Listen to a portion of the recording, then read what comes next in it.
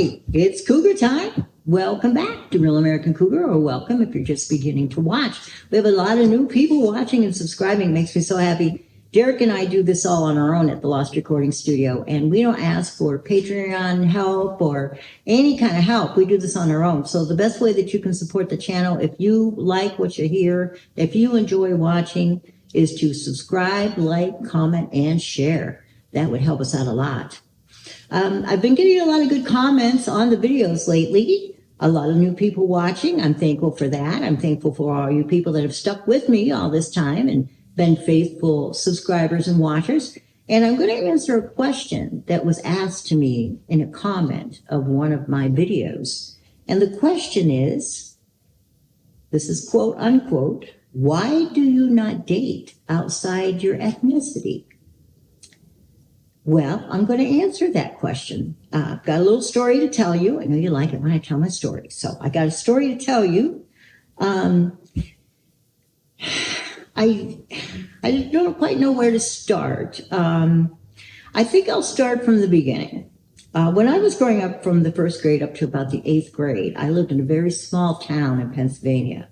I rarely saw any people of color. If we went to a bigger town, like Uniontown or Somerset or somewhere to go shopping, a bigger town than what my little tiny village was, you may see some people of color, but I had never talked to one. I had never met a black person or a brown person, never talked to them, didn't know anything about it, was just growing up, going to school in my community, which was predominantly Caucasian.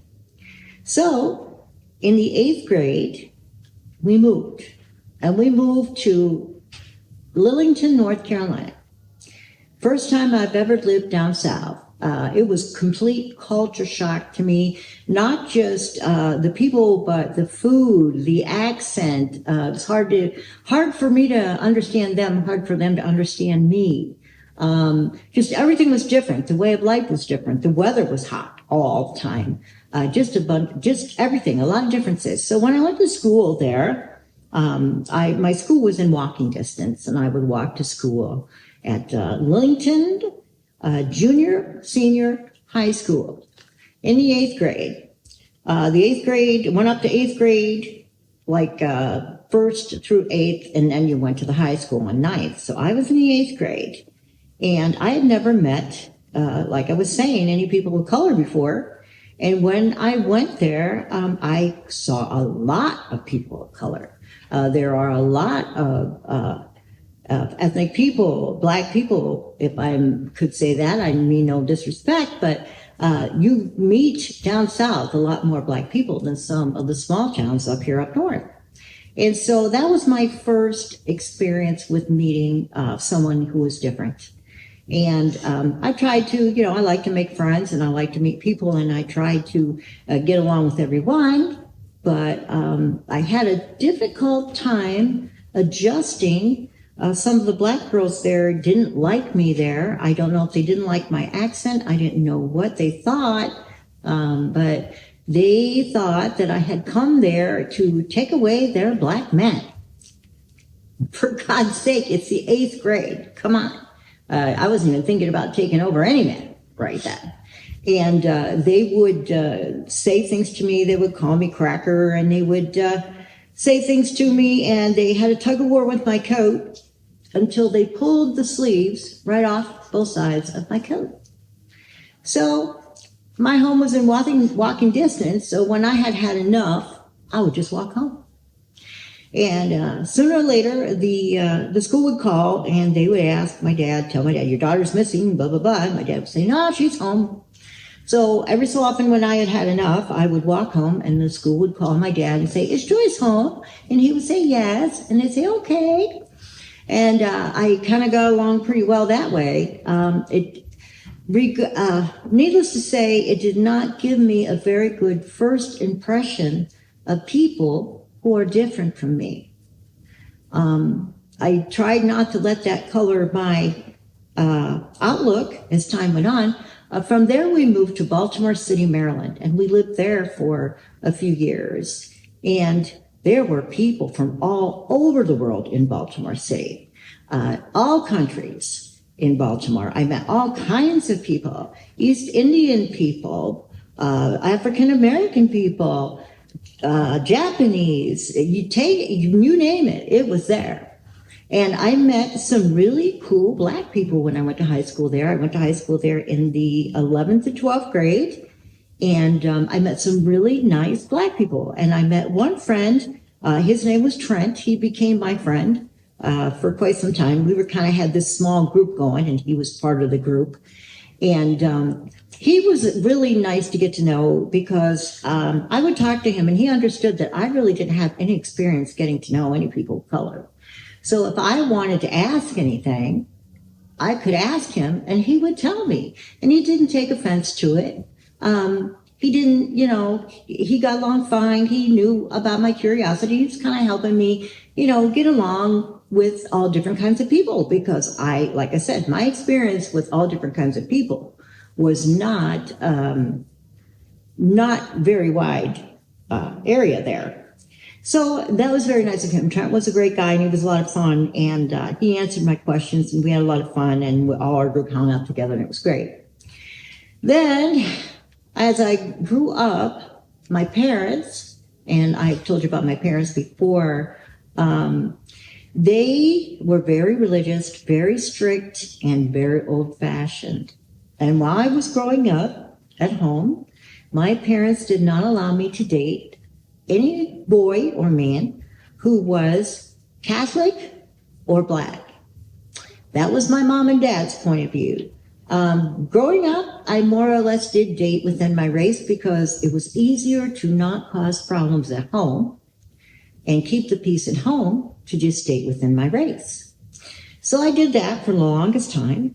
And as I got older and I met a lot of people, I did find there are Black men that I do find attractive. And I've got to say that if you look back on one of my episodes, Online Dating, I have a little story on there about a Black man that I had contacted through online dating. And he was in Buffalo, and we texted. He didn't call me. We didn't talk on the phone or anything, but he texted me, and he wanted me to come to Buffalo to meet him. So I said no, because I don't care what you look like. I'm not going to come to Buffalo alone to meet you. And once I told him no, and he asked me why, and I told him because I am a lady alone in Buffalo. I don't know my way around very well, and I just don't feel secure coming to a city where I don't know where I'm going to meet someone for the first time. And I read the riot act about how I was nothing but I was a prejudiced bitch, and just because he's Black, I was thinking that all Black men were going to attack me, and he couldn't have been more farther from the truth.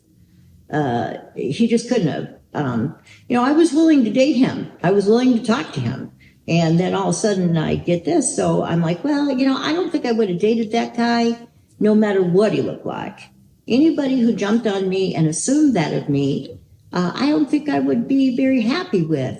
So that one went to the side.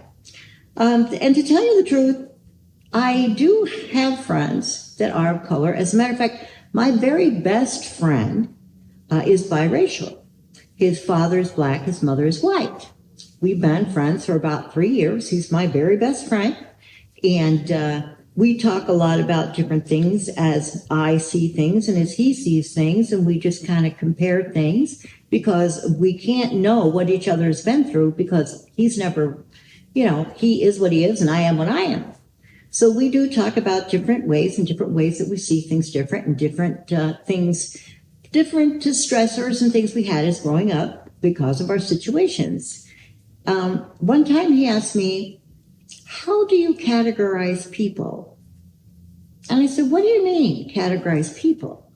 Well, I said, no, I don't know. I said, the only way I know to tell you how I categorize people is some of them are assholes and some of them are cool. And the assholes can go away and the cool people can stay. And that's how I categorize people. So to answer the question, yes, I would be willing to date outside my ethnicity. My best friend is biracial. I have other friends, female friends also. I mean, people that I talk to and get along with. And I like to get to know the person.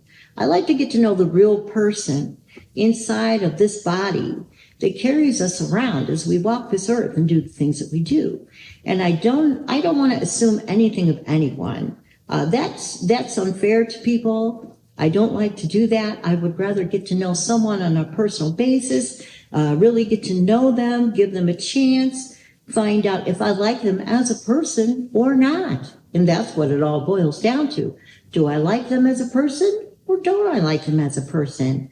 I don't like to put labels on people. I don't like labels being put on me. So to answer the question, it isn't that I don't date outside my ethnicity. I would be willing to date outside my ethnicity if I meet someone that meets my requirements. That's more important than anything that anyone looks like. And so just give people a chance. Get to know someone before you assume anything.